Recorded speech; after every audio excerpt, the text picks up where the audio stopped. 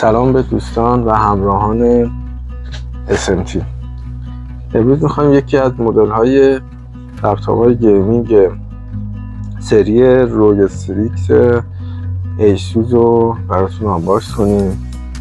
مدل های به نام و مدل های رد بالاشون هم بریم ببینیم چه شکلیه.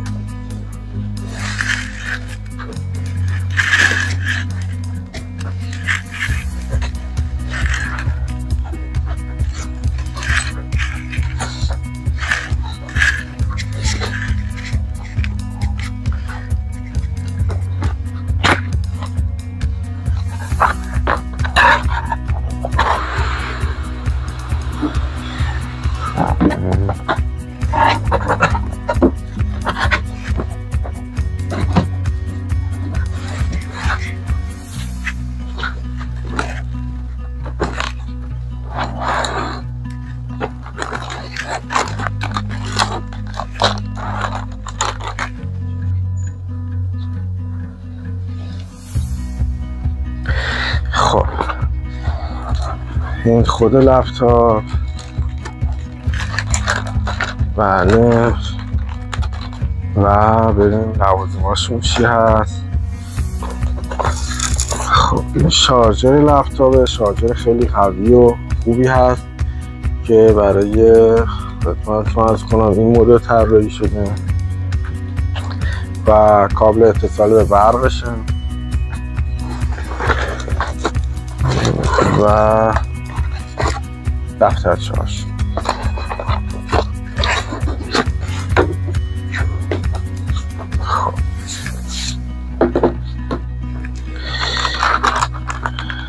خود لپتاپ رو باز کنیم.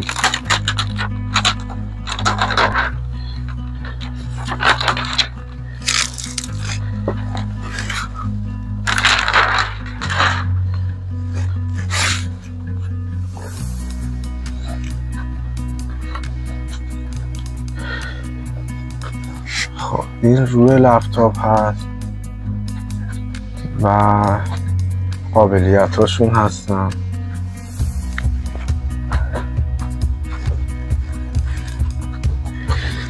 و این هم خود لپتاپ. اول مشخصات لپتاپ رو با هم دیگه بررسی میکنیم در حالت اورجینال که میدونیم بسته‌بندی های اورجینال مشخصات دقیق روی خود کارتون. خب این خود کارتونه، مشخصاتش LCD LED خدمتتون عرض کنم که 16 اینچ داره که 165 هرتز. CPU این دستگاه CPU i7 نسل 13 13650 HX که سریای گیمینگ میشه و 1 ترابایت هم هارد M2 SSD خودش داره و رم دستگاهتون هم 16 گیگ DDR5 و وای فای 6 و مشخصات کامل دیگه ای که روی سریای گیمینگ طراحی میکنن روش هست. این مشخصات دقیقش بود که این قسمت. خب حالا میایم خود دستگاه رو بررسی میکنیم، پورتاشو. این قسمت 2 تا USB 3 داره و تنفس فن چپش هست و این قسمت هم تنفس راستش هست، فیش برقش، لن و HDMI و 2 تا تایپ C داره و فیش AUX و قسمت پایینش هم RGB کامل داره و نکته مهمی که هست تنفس کامل پنهاش از قسمت پشت طراحی شده که خیلی نکته خیلی مهمی است برای کارهای رد بالا به صورت حرفه‌ای. وقتی کار میکنید دیگه مشکل حرارتی پیدا نمیکنید.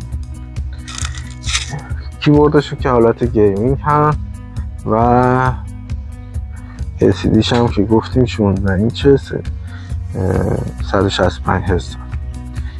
بریم روشنش کنیم.